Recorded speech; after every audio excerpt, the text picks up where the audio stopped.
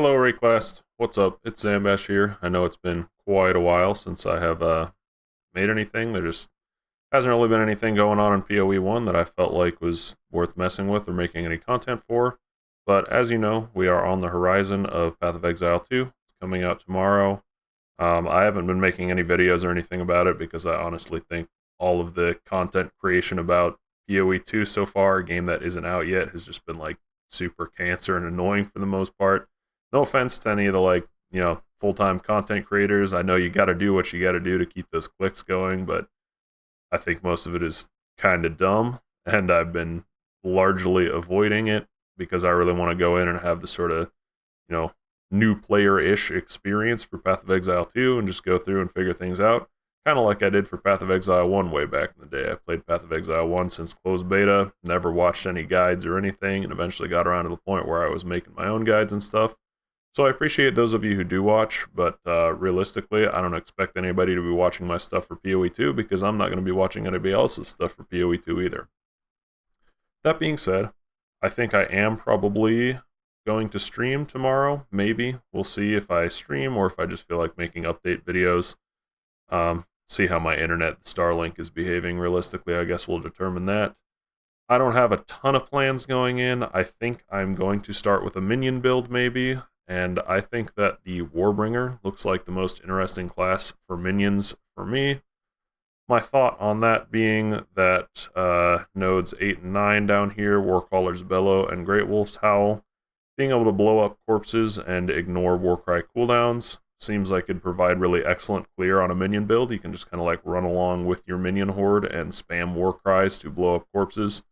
Kind of like an old DD Necro kind of a playstyle from Diablo 2, where your minions kill a few things and then you just start blowing up corpses and chain blow up the whole packs and screens. So I think that'll give really solid clear. And then of course going to go Answered Call here, the number 4 node, because it says that this Ancestor Spirits that triggers when you drop a totem summons an Ancestral Spirit minion with the underline there, showing that it is a regular minion, so should scale with minion passes and stuff. Hopefully it's fairly strong minion, we'll find out. And I wouldn't be super surprised if there's a unique possibly you can get that would give you the ability to get another totem, to get another minion, because it does say each of your totems will summon a minion. And there is some possibility it would be a bit clunky. There is, I can't remember what it's called. I've briefly looked at some of the keystones and stuff that have come out. There's a keystone that makes it so you can have as many totems as you want, but they reserve 100 spirit each. So depending on how strong these minions are, I could see a scenario possibly where you go for that and you just drop totems as you go to drop those spirits and have them do the clearing along with your Warcaller's Bellow in lieu of using any other kind of permanent minions that would suck up your spirit. We'll see. Initially, the plan is just going to be using basic permanent minions and then just having the one Ancestor Spirit. And then I think there's a couple of decent choices for the last point. You could either go up to the 5 after the 4 to get that 20% of damage from hits taken from your totem. But I think my plan is probably going to go Jade Heritage as like a panic button. And I think it kind of makes sense with Warcries and taunting. It's like, you taunt everything to attack you, and then you just hide in Jade while your minions kill them. Sounds like it could be pretty legit.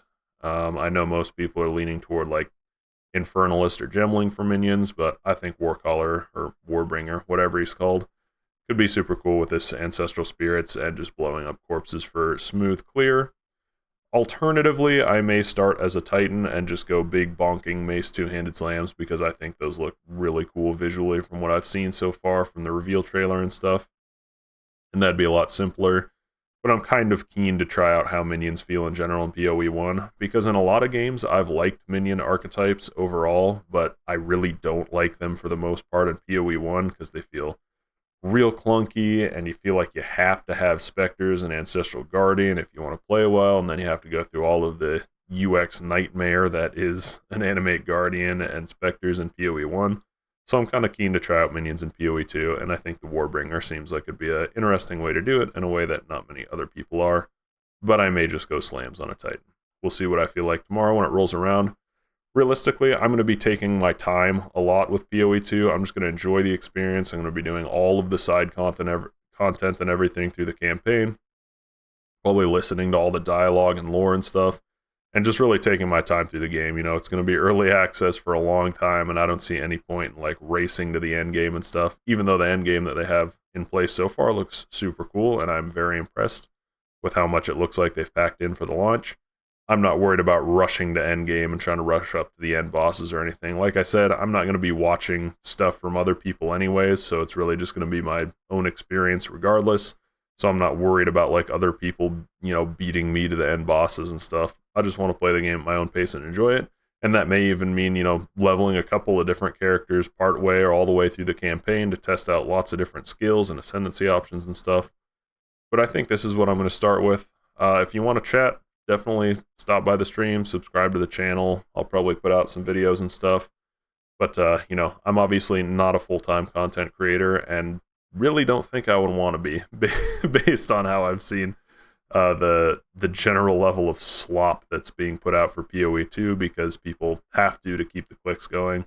So as usual, I'm just going to do my own thing like I've been doing with PoE 1 for all these years. I appreciate those of you who have supported the channel and stopped by for that in the past, and I hope you'll stick with me for PoE 2. I like talking to you when you stop by the stream, so feel free to do that, and I will definitely respond to chat and try to be active if I do end up streaming. Those are my plans for the PoE 2 early access. We'll see if we actually even get in tomorrow. Notice that PoE 2 finally passed CSGO as the #1 global seller on Steam. So I have a feeling that the servers, despite their preparation, might be a pretty bad disaster tomorrow. Hopefully not. Hopefully we'll actually get to play tomorrow, but I will probably be streaming. Stop by if you want. Thanks for watching this video. See you guys later.